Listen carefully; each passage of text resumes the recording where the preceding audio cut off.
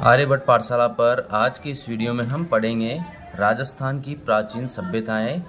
राजस्थान की प्रमुख जो प्राचीन सभ्यताएं हैं उनमें कालीबंगा सभ्यता। कालीबंगा सभ्यता जो प्राचीन दसदती और सरस्वती नदी घाटी, वर्तमान में जो घग्गर नदी का क्षेत्र है, उसमें हड़प्पा से भी प्राचीन काल की सभ्यता विकसित हुई है। कालीबंगा जो सभ्यता है वो हड़प्पा सभ्यता से भी प्राचीन है। राजस्थान के हनुमानगढ़ जिले में स्थित ये सभ्यता आज से 6000 वर्ष से अधिक प्राचीन है। ये जो कालीबंगा सभ्यता है ये राजस्थान के हनुमानगढ़ जिले में स्थित है, जो आज के 6000 वर्ष से भी अधिक प्राचीन मानी जाती है। इस स्थल का कालीबंगा नाम यहाँ से खुदाई के दौरान प्राप्त काली चूड़ियों के कारण पड़ा। जो कालीबंगा सभ्यता का नाम रखा पड़ा है वो यहाँ पर खुदाई के दौरान जो काली चूड़ियाँ मिली थी उसके कारण पड़ा है, क्योंकि पंजाबी भाषा में बंगा को चूड़ी कहते हैं, इसलिए काली चूड़ियों को कालीबंगा कहा गया। सर्वप्रथम 1952 में, सबसे पहले 1952 में अमलानंद घोष ने इसकी खोज की। कालीबंगा सभ्यता की जो खोज की थी 1952 में अमलानंद घोष ने की थी। उसके तत्पश्चात 1961-62 में बीबी लाल बीके थापर द्वारा यहाँ उत्खनन कार्य करवाया गया। तो जो खोज की गई थी वो तो 1952 में अमलानंद घोष के द्वारा की गई थी, और जो उत्खनन का कार्य करवाया गया था वो 1961-62 में बीबी लाल और बीके थापर द्वारा करवाया गया था। उत्खनन में इस सभ्यता के 5 स्तर सामने आए। उत्खनन में इस सभ्यता के जो है 5 स्तर सामने आए। प्रथम जो 2 स्तर है, प्रथम 2 स्तर जो हड़प्पा सभ्यता से भी प्राचीन है, और तीसरा, चौथा और 5वां स्तर की जो सामग्री मिली है वह हड़प्पा सभ्यता की सामग्री के समान और समकालीन है।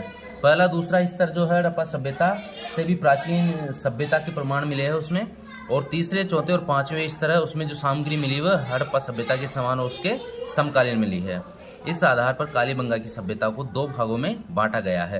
प्राक हड़प्पा सभ्यता से पहले की जो सभ्यता, और हड़प्पा सभ्यता मतलब हड़प्पा सभ्यता के समकालीन या समान। कालीबंगा सुव्यवस्थित रूप से बसा हुआ नगर था। कालीबंगा था जो सुव्यवस्थित रूप से बसा हुआ एक नगर था। मकान बनाने में मिट्टी की ईंटों को धूप में पकाकर प्रयुक्त किया जाता था। कालीबंगा की सभ्यता में जो मकान बनाते थे उसमें ईंटों का जो प्रयोग होता था वो धूप में पकाकर प्रयुक्त किया जाता था। उत्खनन से प्राप्त मिट्टी के बर्तन, कालीबंगा सभ्यता में जहाँ उत्खनन किया गया था वहाँ मिट्टी के बर्तन प्राप्त हुए। उनके अवशेष पतले और हल्के हैं तथा उनमें सुंदरता व सुडौलता का अभाव है। बर्तनों का रंग लाल है जिन पर काली व सफ़ेद रंग की रेखाएं खींची गई है। यहाँ से जुते हुए खेत के साक्ष्य मिलते हैं। कालीबंगा से जुते हुए खेत के साक्ष्य प्राप्त होते हैं।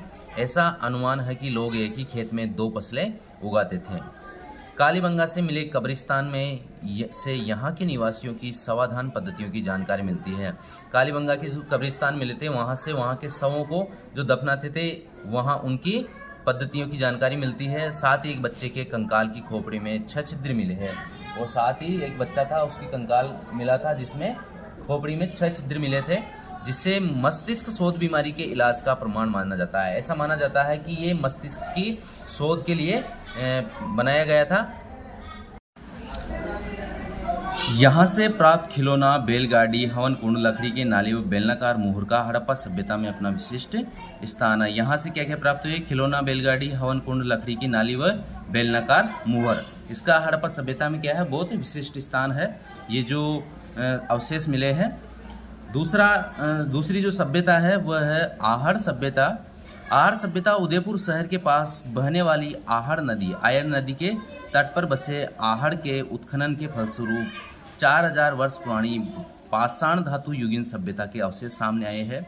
आहड़ सभ्यता जो है उदयपुर शहर के पास में बहने वाली जो आहड़ नदी है, आयर नदी, उसके तट पर बसे आहड़ के उत्खनन, उसके तट पर बसा हुआ आहड़, उसके उत्खनन के फलस्वरूप जो है 4000 वर्ष पुरानी जो पाषाण धातु युगीन की सभ्यता के अवशेष सामने आए हैं, जो आहड़ सभ्यता के अवशेष है। ये सभ्यता एक टीले के नीचे दबी हुई प्राप्त हुई थी, जिसे धूल यानी मिट्टी का टीला कहते हैं। जिसे क्या कहते हैं? धूल कोट कहते हैं, मिट्टी का टीला। सर्वप्रथम 1953 में, यहाँ पर 1953 में अक्षय कीर्ति व्यास एवं उसके बाद रतन चंद्र अग्रवाल एवं HD सांकलिया के निर्देशन में उत्खनन कार्य करवाया गया। तो सबसे पहले जो आहड़ सभ्यता का उत्खनन कार्य किया था वो अक्षय कीर्ति व्यास, उसके बाद में रतन चंद्र अग्रवाल और HD सांकलिया 1953 में इस सभ्यता के लोग मकान बनाने में धूप में सुखाई गई ईंटों एवं पत्थरों का प्रयोग करते थे। ये जो आहड़ सभ्यता के लोग थे वे मकान बनाने के लिए धूप में सुखाई गई ईंटों और पत्थरों का प्रयोग करते थे। आहड़ के लोग अपने मृतकों को गहनों व आभूषणों के साथ दफनाते थे। आहड़ के जो लोग थे वो मृतकों को जो दफनाते थे वो गहनों और आभूषणों के साथ दफनाते थे, जो इनको मृत्यु के बाद भी जीवन की अवधारणा का समर्थक होने का प्रमाण है। आहड़ सभ्यता में जीवन की जो मृत्यु के बाद जीवन होता है उसकी अवधारणा का समर्थक देता है क्या कि यहाँ के जो लोग मृतकों को दफनाते थे वो गहनों आभूषणों को साथ में दफनाते थे मृतकों के साथ में। उत्खनन में मिट्टी के बर्तन सर्वाधिक मिले। आहड़ सभ्यता में सर्वाधिक मिट्टी के बर्तन मिले, जो आहड़ को लाल काले मिट्टी के बर्तन वाली संस्कृति का प्रमुख केंद्र सिद्ध करते हैं। आहड़ सभ्यता को लाल काली मिट्टी के बर्तन वाली संस्कृति का प्रमुख केंद्र सिद्ध करते हैं, क्योंकि यहाँ पे सबसे अधिक क्या मिले थे? मिट्टी के बर्तन। आहड़ का दूसरा नाम ताम्रवती नगरी भी मिलता है। आहड़ का जो दूसरा नाम है वो ताम्रवती नगरी भी मिलता है, जो यहाँ तांबे के औजारों एवं उपकरणों में अत्यधिक प्रयोग के कारण रखा गया था। आहड़ सभ्यता में तांबे के औजार और उपकरण का प्रयोग अत्यधिक किया जाता था।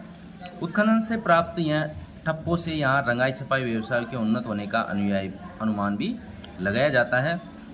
उत्खनन में ये ठप्पे प्राप्त हुए थे जो रंगाई छपाई के व्यवसाय के उन्नत होने के अनुमान भी लगाया जाता है। तो ये थी आहड़ सभ्यता। अब है गिलुंड सभ्यता। गिलुंड सभ्यता है राजसमंद जिले में।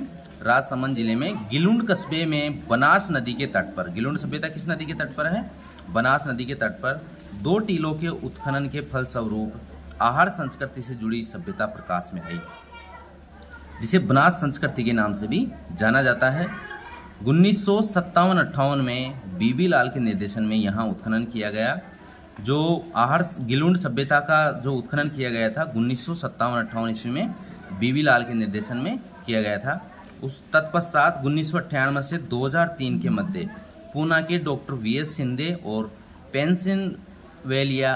पेंसिल्वेनिया विश्वविद्यालय अमेरिका के प्रोफेसर ग्रेगरी पोसल के निर्देशन में यहाँ उत्खनन हुआ। उसके बाद में 1998 से 2000 तक पूना के डॉक्टर वीएस शिंदे और पेंसिल्वेनिया विश्वविद्यालय के अमेरिका के जो प्रोफेसर थे ग्रेगरी पोसल के निर्देशन में उत्खनन हुआ।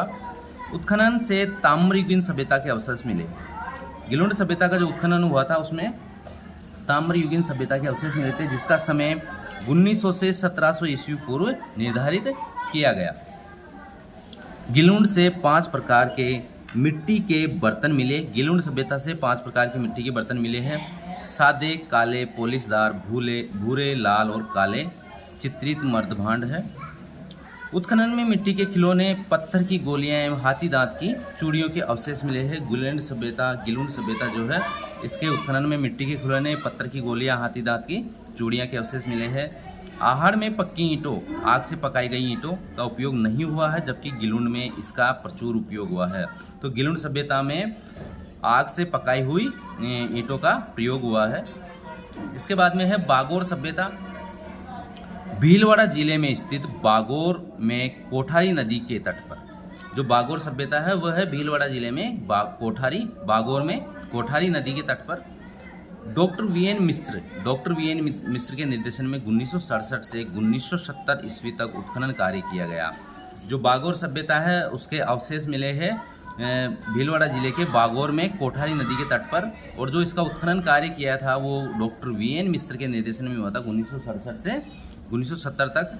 उत्खनन के दौरान यहाँ प्रागैतिहासिक काल की सभ्यता के अवशेष प्राप्त हुए। प्रागैतिहासिक काल था उसकी सभ्यता के अवशेष प्राप्त हुए जो 4 से 5000 ईसा पूर्व के माने जाते हैं। यहाँ से बड़ी संख्या में लघु पाषाण उपकरण मिले जो इस सभ्यता के निवासियों के आखेटक होने का प्रमाणित करते हैं। मतलब वहाँ के लोग क्या थे? शिकार करते थे। बागोर से तांबे के उपकरण प्राप्त हुए हैं जिनमें छेद वाली सुई, बागोर के जो सभ्यता है उसमें छेद वाली सुई सबसे महत्वपूर्ण है।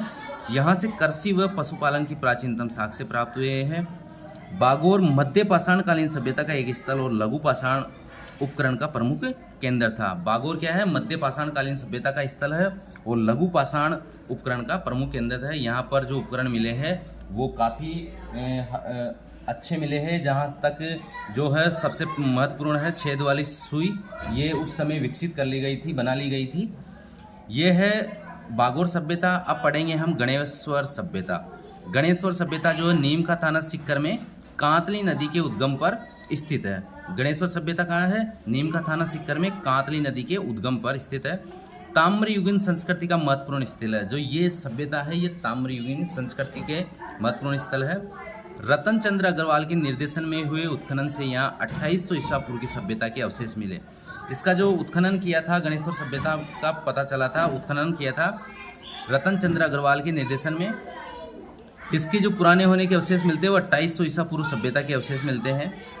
गणेश्वर से अत्यधिक मात्रा में तांबा के आयुध व उपकरण मिले हैं।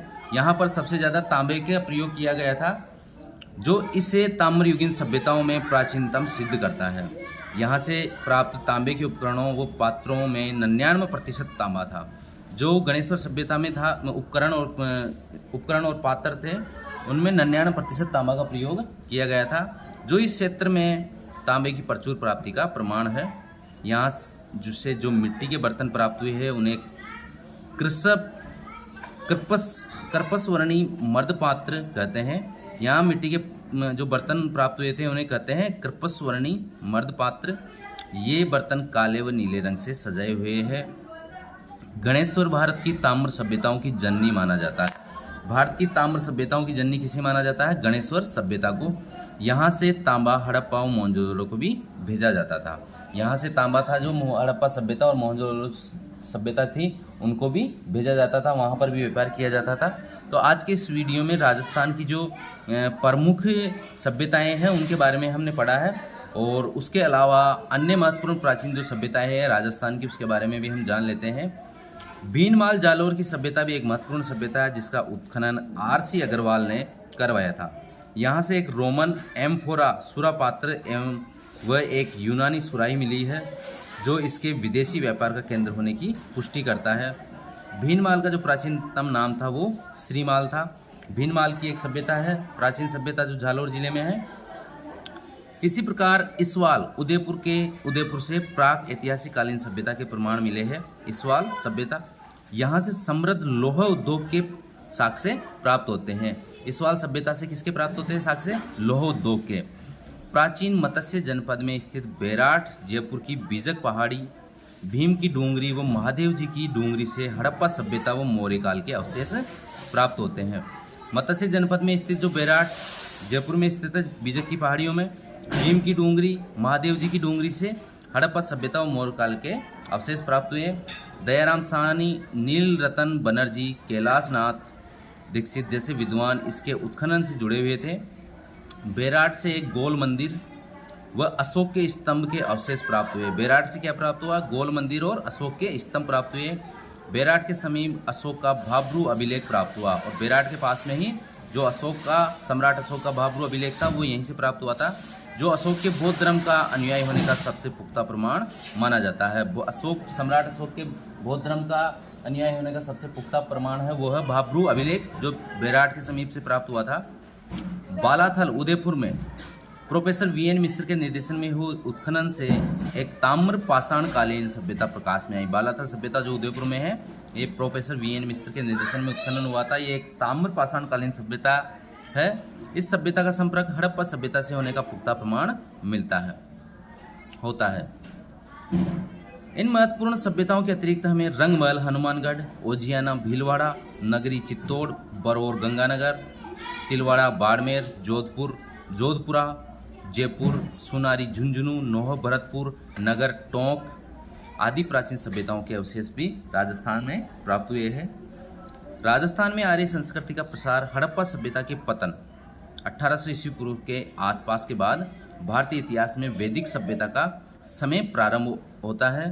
हड़प्पा सभ्यता के पतन के बाद में वैदिक सभ्यता का समय प्रारंभ होता है। इस सभ्यता के बारे में जानने का प्रमुख स्रोत है 4 वेद, जो ऋग्वेद, यजुर्वेद, सामवेद और अथर्ववेद। इसलिए इसे वैदिक सभ्यता कहा जाता है। राजस्थान में इस सभ्यता के जो अवशेष मिलते हैं वो अनूपगढ़, तरखान वाला डेरा व चक 64 से मिले हैं। वैदिक सभ्यता के जो प्रमाण मिले हैं वो कहाँ से मिले हैं? अनूपगढ़, तरखान वाला डेरा व चक 64 से मिले हैं।